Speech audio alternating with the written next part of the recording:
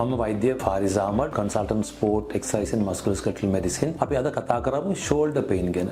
Shoulder pain එකේ හේතු ගොඩක් තියෙනවා. සාමාන්‍යයෙන් ගොඩක් වෙලාවට අපි දෙන්නේ එක්කෝ ෂෝල්ඩර් එකේ තියෙන ජොයින්ට් එකේ තියෙන කැප්සූල් කියන අර බෑග් එකක් හිර වෙනවා. අපි ඒකට කියනවා ෆුරූසන් ෂෝල්ඩර් කියලා. එහෙම නැත්නම් ඇඩිසිව් කැප්සුලයිට්ස් කියලා කියනවා. මේකට ගොඩක් හේතුව එක්කෝ දියවැඩියාව වෙන්න පුළුවන්. නැත්නම් තයිරොයිඩ් හන්දි ප්‍රශ්න වෙන්න පුළුවන්. එහෙම නැත්නම් ගොඩක් වැඩ කියන්නේ එක්කෝ අත උස්සලා කරන ගොඩක් වැඩ හින්දා ඒ ජොයින්ට් එකෙන් ඒ වගේ ඉන්ෆ්ලමේෂන් එකක් වෙන්න පුළුවන්. ඒක තමයි ගොඩක් වෙලාවට අපිට හම් වෙන්න පුළුවන් කන්ඩිෂන් එකක්. තව හේතු තියෙනවා. ඒක අපි ෂෝල්ඩර් ඉම්පින්ජ්මන්ට් කියලා කියන ෂෝල්ඩර් ඉම්පින්ජ්මන්ට් කියන්නේ අපි ෂෝල්ඩර් ජොයින්ට් එකයි තියෙන බෝන් එක අතර තියෙන ටිෂු ටික හිර වෙනවා. ඒතකොට ඒක තියෙනවා මසල්ස් ටෙන්ඩන්ස් තියෙනවා. ඒකත් එක්ක වතුර බෑග් වගේ තියෙනවා. ඒවා ඔක්කොම හිර වෙලා ඉදිමිලා යනවා. මේකට අපි කියනවා ඉම්පින්ජ්මන්ට් කියලා. ඒක ගොඩක් මේකේ තියෙන ප්‍රශ්න අත උස්සලා වැඩ කරන්න බෑ. අත උස්සනකොට අමාරු තියෙන. රැටත් අමාරු තියෙන. ඒක මසල්ස් එක දිගටම එහෙම පින්ච් වෙලා මසල්ස් එක හිර වෙලා මසල්ස් එක පොඩි පොඩි ටයාස් වෙන්න පුළුවන්. ඒතකොට රැටත් කෙක්ම එනවා. මේකට අපි ෂෝල්ඩර් ඉම්පින්ජ්මන්ට් කියලා කියනවා. එහෙම නැත්නම් අර අතුල තියෙන මසල්ස් වල තියෙන ටෙන්ඩන්ස් ඉදිමිලා ටෙන්ඩිනෝපැති කියලා ඒ තියෙන ටිෂුස් ටික ඔක්කොම ඩැමේජ් වෙලා තමයි මේක එන්නේ. ඒතකොට මේකට අපි ප්‍රතිකාරයක් තියෙනවා. මේක අපි හඳුනා ගන්න ඕනේ මේ මොන හේතුවෙන්ද මේක එනවා කියලා. ඒකට අදාළ එක්සර්සයිසස් කරන්න ඕනේ.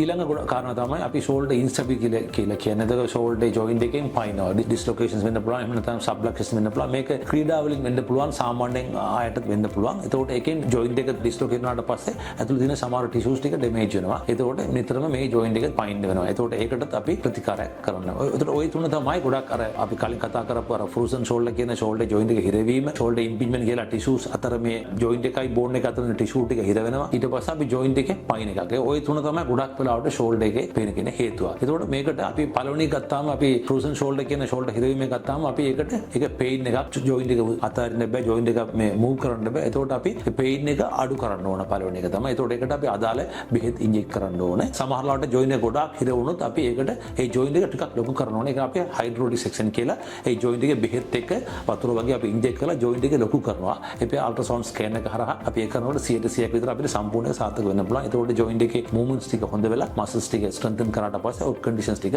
අපිට අඩු කරන්න පුළුවන්.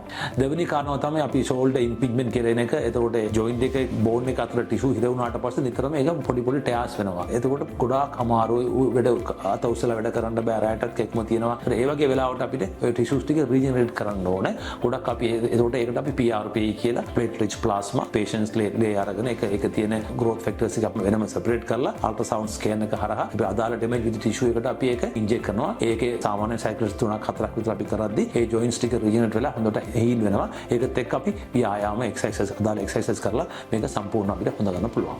ඔබට අපි කලින් කතා කරපු රෝග ලක්ෂණ තියෙනවා නම් frozen shoulder නම් echo hydrodissection හරි injections වලට මේව කරන්න පුළුවන්. එහෙම නැතුව impingement වගේ ඇවිල්ලා tissue damage එකක් ආවොත් ඒකට අදාළ PRP කියන injection එක ultrasound හරහා අපිට දෙන්න පුළුවන්. ඒකට අදාළ වෛද්‍ය ස්පෝර්ට්ස් එක්සර්සයිස් හරි මස්කුලෝස්කෙලටල් කන්සල්ටන්ට් කෙනෙක් හම්බෙලා මේකට අදාළ ප්‍රතිකාරයක් ගන්න පුළුවන්.